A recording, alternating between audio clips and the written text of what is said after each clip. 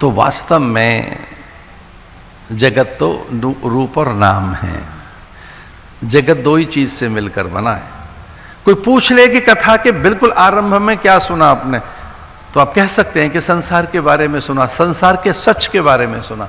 संसार का सच दो ही शब्दों से टिका हुआ है, रूप और नाम। बस इसी से एग्जिस्टेंस है इसका। एक अस्ति भांति प्रिय, जिसे सच्चिदानंद कहा गया है। आप थे सपने में। जैसे मृत्तिका अपनी सत्यता प्रदान करती है घड़े को, तो घड़ा कहलाता है। मिट्टी अपना सत्य देती है, अपनी सत्यता देती है घड़े को, तो घड़ा कहलाता है। मिट्टी अपना सत्य दे रही है कुल्हड़ को, तो कुल्हड़ कहला रहा है। आकार अलग है, वो मिट्टी है। आप मिट्टी नहीं कहते कि थोड़ी मिट्टी दे देना। अब कुंभकार से, बर्तन वाले से ये नहीं कहते कि जरा थोड़ी सी मिट्टी देना। आप तो कहते हैं कुल्हड़ दे दो, आप कहते हैं सुराही दे दो, आप कहते हैं घड़ा दे दो। आप ज्वेलर्स के पास, ज्वेलर्स के पास जाकर, जौहरी के पास जाकर ये थोड़ी कहते हैं थोड़ा सोना लेने आए थे। आप तो आभूषण लेने गए हैं, आभूषण मांग रहे हैं और आप सोना नहीं कहते। वैसे ही आकार बिल्कुल भिन्न है, प्रकृति भिन्न है।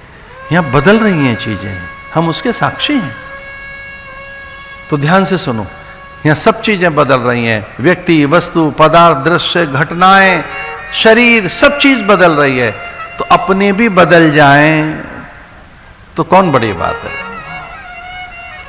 अपने भी बदल जाएं तो उनका रूप, उनकी प्रकृति बदल जाए, स्वभाव बदल जाए, कौन बड़ी बात है। एक जैसे थोड़ी रहेंगे। जब एक जैसी चीजें यहां नहीं है, एक जैसा कुछ भी तो यहां नहीं है, तो लोग भी बदल जाते हैं, उनके स्वभाव बदल जाते हैं, उनकी प्रकृति बदल जाती है, उनके गुण बदल जाते हैं, उनका व्यवहार बदल जाता है, उनकी भावनाएं बदल जाती हैं। वो एक जैसे नहीं रहते। हाँ, हम इस सब के साक्षी हैं, हम सब इसके गवाह हैं कि ये है।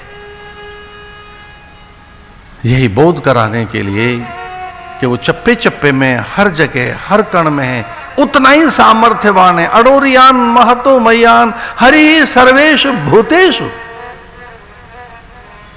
नास्ति। वो नहीं है। कौन है? ईश्वर। डर नहीं है, भय है नहीं, कमी है नहीं, कोई और नहीं है। नास्ति ईश्वर, ईश्वर ही है बस, और कोई चीज नहीं है यहां। उसके इतर कुछ और है नहीं, वो एक ही है यहां। उसी का विस्तार है, उसी के नाना रूप हैं। वही अणु से लेके परमाणु में हैं। हरि ही सर्वेषु भूतेषु।